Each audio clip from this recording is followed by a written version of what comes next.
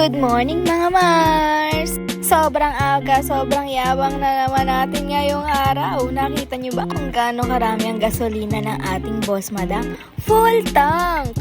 Ngayong araw ay puputihin na natin or haharvestin ng ating mga saluyot. Kung nakita nyo nga sa ating previous video ay meron tayong mga saluyot na pinagyayabang. Shoutout nga pala sa ating magaling na mamamute na si Kuya Adonis. Tutulungan ko sana siya mag-harvest kaso ang sabi sa akin na hindi basta-basta lang putol ng putol dito sa saluyot na ito. Hindi tulad ng iba dyan na pinutol ang kanilang relasyon na sandali lang ay wina sa kanilang mga puso. Ay, char!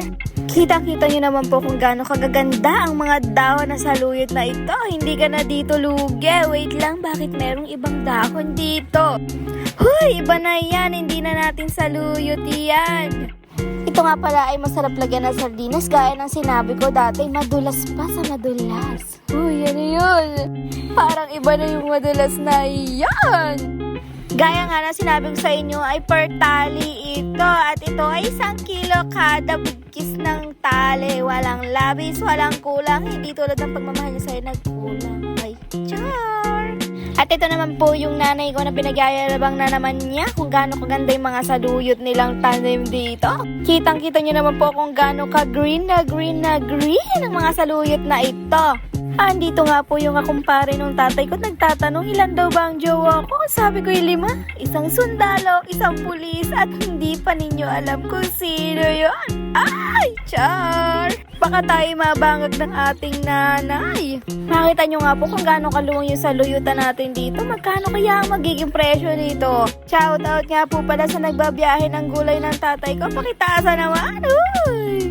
Hala ka, bakit ka paparating dito? Huy, hindi ko yan. Iba na yan. Malikmata ka din ba? Akala mo yung kapitbahay mo na ipaparating na ito? Huy, iba na yan.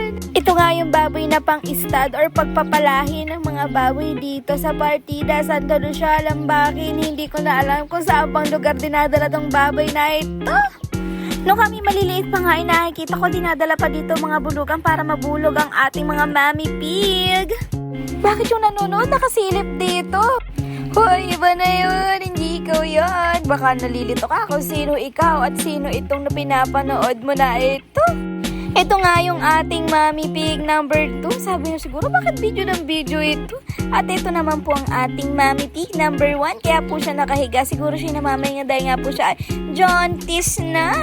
Sabi nga ng ating mommy pig number 2, ay bakit mo ako tinatanggal sa exposure na ito? Huy, iba na yun, hindi niya sinasabi yon. Tumayo na nga ang ating mommy pig number 1, inaamoy-amoy niya ako siguro sa kaya nanggaling itong babaita na ito.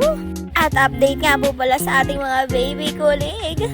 Sila po ay mga nagtakaw mata, hindi nila inubos tong pits na to, akala siguro nila ay mura lang. Magpalaki nga lang kayo dyan at sabi ko ngay kailangan natin maraming pera. Mukha na naman pera. Huy, di ikaw yun. Nagsisiksikan nga sila dito at sabi nung isa, huy, bigyan mo naman ako exposure. Sabi naman nung isa, hindi, ako lang dapat ang star dito sa video na ito. Ako lang dapat ang pinakasikat sa lahat. Huy, hindi ganun yun. At kung magtataka nga po kayo kung mabaho nga ba ang mga pupo nito, huwag na kayo magtaka dyan. Hindi naman kayo makakaamoy, kundi yung tito ko dyan. Tito Eugene, shoutout nga po pala sa'yo dyan. Huy, hindi ganun yun. At grabe nga po ang iyakan nila dito. Akala mo hindi mga pinapakain ng 3 buwan.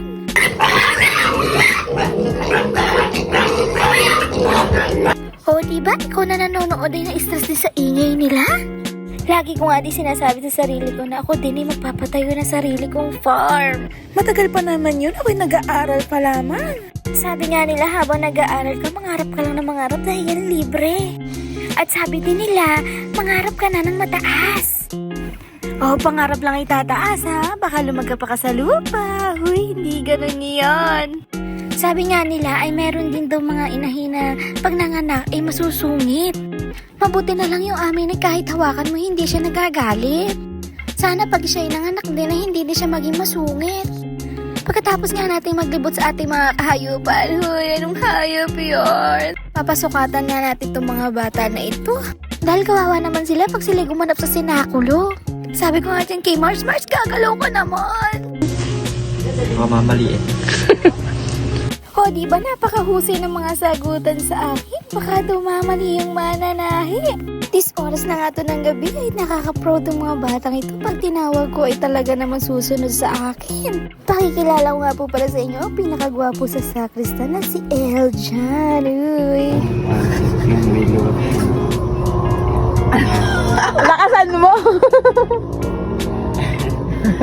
Nagtawanan nga kami dito kasi pati ako hindi ko naintindihan kung ano yung sinabi ni Adrian. Napakababait nga ng mga batang ito kahit anong oras ko tawagin sila nagpupuntahan sa akin. Huy, plus points kay Lord Yorn. Char! At kinaumagahan ngayon, nandito na naman pala si boss, nagpapaputi na kanyang saluyot. O diba, sabi ko naman sa inyo, napakabili naman ng mga saluyot na ito.